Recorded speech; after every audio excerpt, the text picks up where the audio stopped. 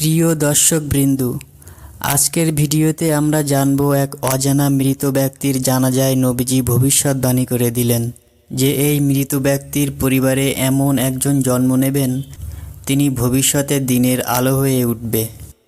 এখন চলে যাব সেই মূল ঘটনায়। মদিনা তখনও ঘুমভাঙা শহর। ফজরের আলো ছড়িয়ে পড়েছে।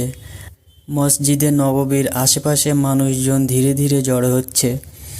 এমন সময় একটি খবর নীরবে ছড়িয়ে পড়ে। একজন লোক রাতের শেষ প্রহরে ইন্তেকাল করেছেন। লোকটি মদিনার পরিচিত কেউ নয়, কোনো গুরুত্বে তার নাম দাবি করছে না, কোনো আত্মীয় সামনে আসছে না। কেউ বলছে সে কয়েক বছর ধরে মদিনার এক প্রান্তে থাকত, আবার কেউ বলছে সে বেশিরভাগ সময় নীরব থাকত, কাউকে বিরক্ত করত না। তার মৃত্যুতে কোনো হইচই নেই, কান্নার শব্দ নেই। কেবল কয়েকজন সাহাবী জানালেন একজন মুসলমান মারা গেছেন। খবরটি নবীজির কাছে পৌঁছালো। তিনি তখন সাহাবীদের সঙ্গে বসেছিলেন। খবর শুনে তিনি শুধু একটি প্রশ্ন করলেন, তার জানাজা পড়া হয়েছে? সাহাবীরা বললেন, না, লোকটি খুব সাধারণ, কেউ বিশেষভাবে উদ্বেগ নেয়নি। এই কথার পর নবীজি নীরব হয়ে গেলেন, কিছুক্ষণ মাথা নিচু করে রইলেন। তারপর ধীরে কণ্ঠে বললেন, চলো আমরা তার জানাজা পড়ব। এই কথা শুনে সাহাবীরা একটু অবাক হলেন, কারণ এটি কোনো বিশেষ ব্যক্তির মৃত ছিল না। কিন্তু নবীজি উঠে দাঁড়ালেন, তার সঙ্গে সাহাবীরাও উঠলেন। লাশটি আনা হলো। খুব সাধারণ কাফন, কোনো অলংকার নেই, কোনো চিহ্ন নেই। দেখে বোঝার উপায় নেই এই মানুষটি তার জীবনে কি করেছে। নবীজি জানাজায় ইমামতি করলেন। প্রথম তাকবীর দেওয়ার সময় পরিবেশ যেন হঠাৎ থেমে গেল। বাতাস স্থির, পাখির শব্দ নেই। সাহাবীরা অনুভব করলেন এই জানাজা অন্যরকম। নবীজি ধীরে ধীরে দোয়া পড়লেন। তার কণ্ঠে ছিল দৃঢ়তা, কিন্তু চোখে ছিল গভীর ভাব। অনেক সাহাবী পরে বলছিলেন তারা এমন মনোযোগ আগে খুব কম জানাজায় দেখেছেন। জানাজা শেষ হলো, লাশ দাফনের জন্য নেওয়া হচ্ছে। ঠিক তখনই নবীজি দাঁড়িয়ে গেলেন। তিনি সাহাবীদের দিকে তাকালেন। তার দৃষ্টিতে ছিল এমন এক দৃঢ়তা যা সবাইকে চুপ করিয়ে দিল। তারপর তিনি বললেন, এই লোকটিকে তোমরা আজ সাধারণ মনে করছো, কিন্তু আমি আল্লাহর পক্ষ থেকে এমন কিছু জানি যা তোমরা জানো না। সাহাবীরা স্থির হয়ে গেলেন। নবীজি বললেন, এই মৃত ব্যক্তির বংশ থেকে এমন একজন জন্ম নেবে যে দিনের জন্য আলো হয়ে উঠবে। মানুষ তাকে চিনবে, তার জ্ঞান থেকে উপকৃত হবে, তার মাধ্যমে আল্লাহ অনেককে হেদায়েত দেবেন। এই কথা শুনে সাহাবীরা আশ্চর্য হলেন। একজন সাহাবী প্রশ্ন করলেন, ইয়া রাসূলাল্লাহ, এই লোকটির তো কোনো পরিচয় আমরা জানি না, তার বংশ কে? নবীজি বললেন, আল্লাহ যাকে চান তার মাধ্যমেই কাজ নেন। মানুষের চোখে অচেনা হওয়া আল্লাহর পথে বাধা নয়। এরপর তিনি আর কিছু বললেন না। লাশ দাফন করা হলো। মানুষ ধীরে ধীরে ছড়িয়ে পড়ল, কিন্তু নবীজির কথাগুলো সাহাবীদের মনে গেঁথে রইল। দিন গেল, মাস গেল, বছর গেল। সাহাবীরা মাঝে মাঝে এই ঘটনা স্মরণ করতেন। কেউ কেউ ভাবতেন, এই ভবিষ্যৎবাণী কি সত্যিই পূরণ হবে? কারণ মৃত লোকটি ছিল অতি সাধারণ। তার কোনো পরিচিত সন্তান, কোনো নামকরা পরিবার কিছুই জানা যায়নি। মদিনার জীবন এগিয়ে চলল। যুদ্ধ এলো, শান্তি এলো, অনেক সাহাবী দুনিয়া থেকে বিদায় নিলেন, কিন্তু এই কথাটি ভুলে গেলেন না কেউ। এই মৃত ব্যক্তির বংশ থেকে একজন আল্লাহ দ্বীনের জন্য বড় কাজ নেবেন। সময় গড়িয়ে গেল আরও বহু বছর। নতুন প্রজন্ম এলো, সাহাবীদের সন্তানরা বড় হলো, তাবেঈনের যুগ শুরু হলো। ঠিক তখনই আর এক জায়গায় আর এক সময় এক শিশুর জন্ম হলো সাধারণ পরিবারে। জন্মের সময় কেউ ভাবেনি এই শিশু একদিন ইতিহাস বদলাবে।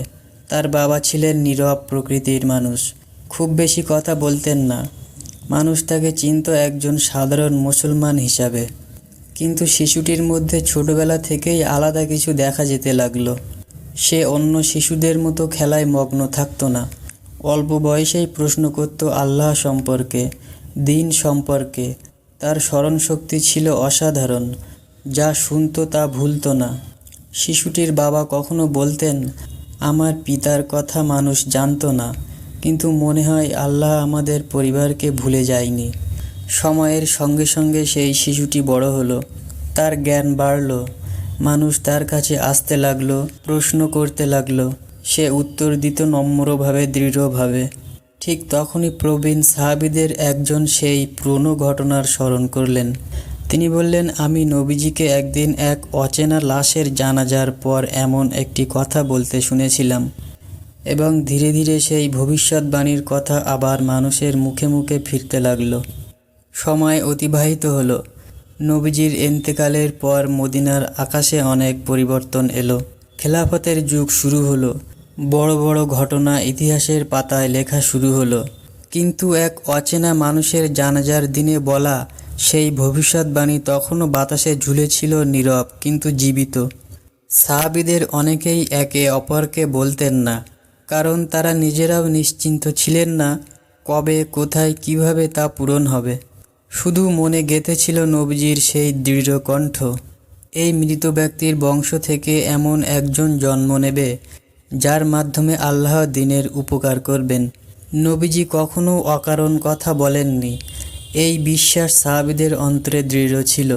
রাতে সবাই ঘুমিয়ে পড়লে সে আকাশের দিকে তাকিয়ে থাকত।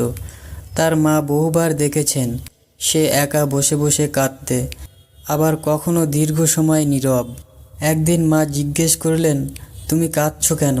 শিশুটি বলল, আমি জানি না, মনে হয় আল্লাহ আমাকে কিছু খুঁজতে বলছেন। এই কথা তার মা বুঝতে পারেননি, কিন্তু তিনি বুঝেছিলেন এই ছেলে সাধারণ নয়। বাবা তাকে মদিনায় নিয়ে গেলেন, সেখানে আলেমদের কাছে কোরআন শেখাতে। শিশুটি যা শুনতো তা ভুলতো না।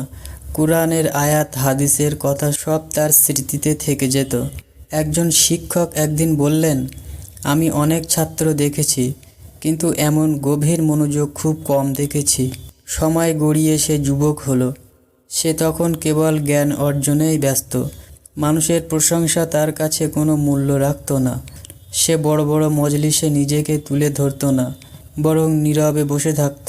সে নতুন কিছু জানার চেষ্টা করত, কিন্তু মানুষ ধীরে ধীরে তার দিকে আকৃষ্ট হতে লাগলো, কারণ সে যখন কথা বলতো তা মানুষের অন্তরে আঘাত করত।